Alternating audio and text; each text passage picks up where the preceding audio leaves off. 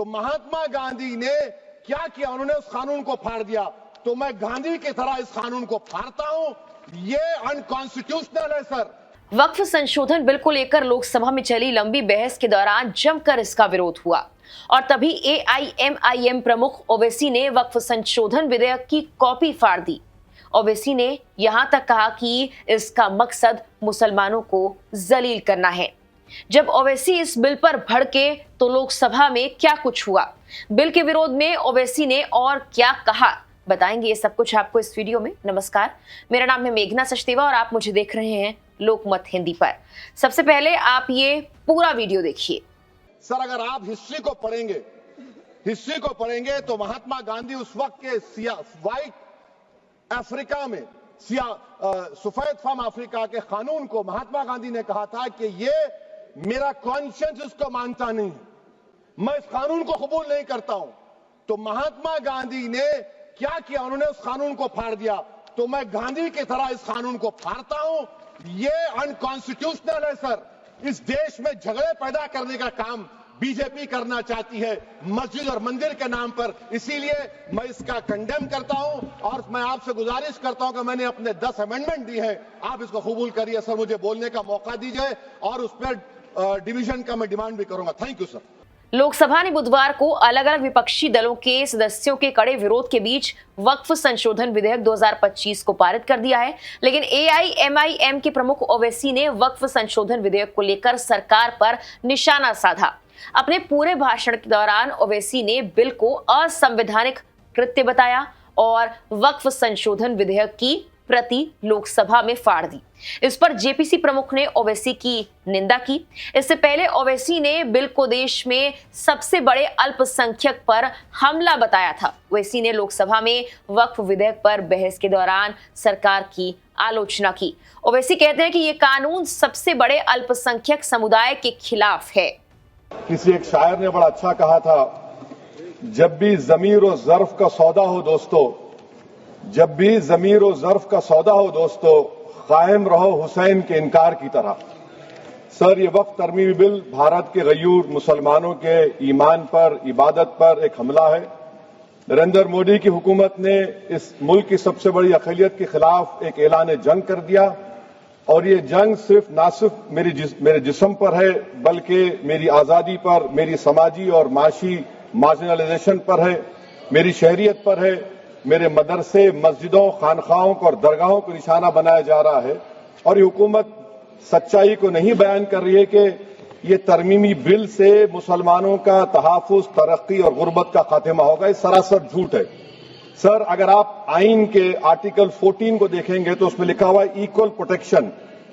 अब आप देख लीजिए सर कि हिंदू, सिख और जैन को और बौद्ध को उनके एंडोमेंट में तहफ़्फ़ुज़ मिलेगा क्योंकि उनका एंडोमेंट बाय यूजर बरकरार है और उनका एडमिनिस्ट्रेशन उनके हाथ में होगा।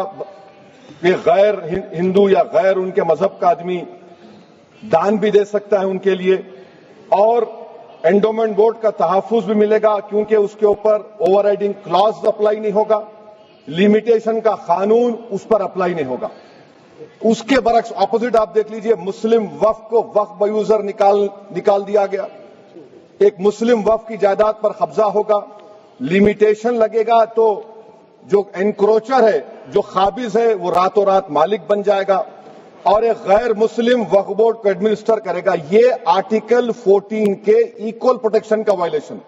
अब आर्टिकल 14 में सर इक्वालिटी बिफोर लॉ भी है और उसका कैसा वायलेशन हो रहा है कि कोई आर्बिट्ररी स्टेप नहीं ले सकता और कोई भी ऑफिशियल किसी भी तरीके से गलत आर्बिट्ररी फैसला नहीं लगा। यहां पर आप एक डेजिग्नेटेड ऑफिसर को रखकर वो फैसला लेगा कि ये जायदाद वक्फ की है, गवर्नमेंट की है।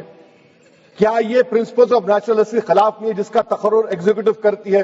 ये हमारे theory of separation of powers Bharat के आइन का बेसिक स्ट्रक्चर का हिस्सा है। क्या इसका वायलेशन नहीं है? सर, आर्टिकल 25 का वायलेशन कैसे है कि आप मुसलमानों से वक्फ बाय यूजर छीन रहे हैं और फिर आप कर्ब कर रहे हैं वक्फ औलाद को, मगर वहीं पर दूसरे धर्म के मानने वालों को उनके मजहब पर चलने की पूरी इजाजत है।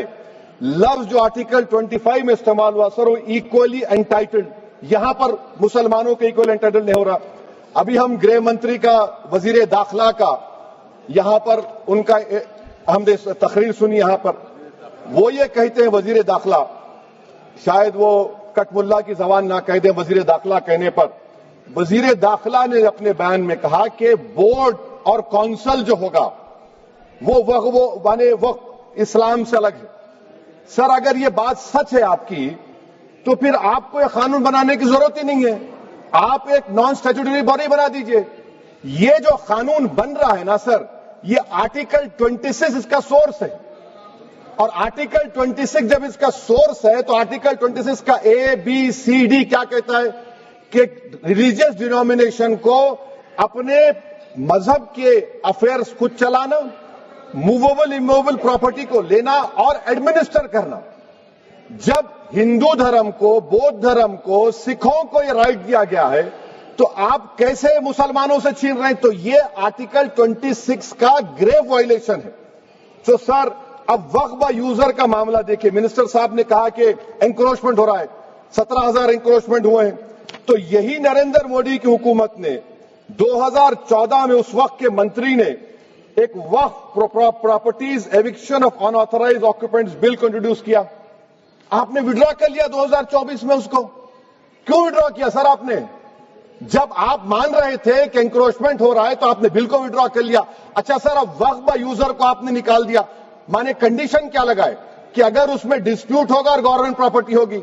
सर डिस्प्यूट तो है, मिसाल के तौर पर मोहिबुल्लाह साहब जिस मस्जिद के इमाम है, पार्लियामेंट के सामने मस्जिद है सर, 123 प्रॉपर्टीज में मस्जिद है, डिस्प्यूट चल रहा है।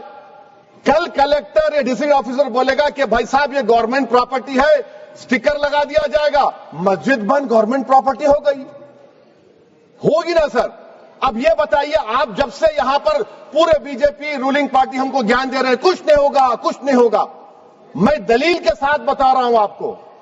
ये मस्जिद दिल्ली गवर्नमेंट बोलती हमारी है, वक्फ दिल्ली वक्फ बोलता हमारी है। तो सर वक्फ बा यूजर, अगर मैं अपनी गवर्नमेंट के खिलाफ वक्फ बोर्ड वक्फ बा यूजर इस्तेमाल नहीं करेगा तो क्या है सर?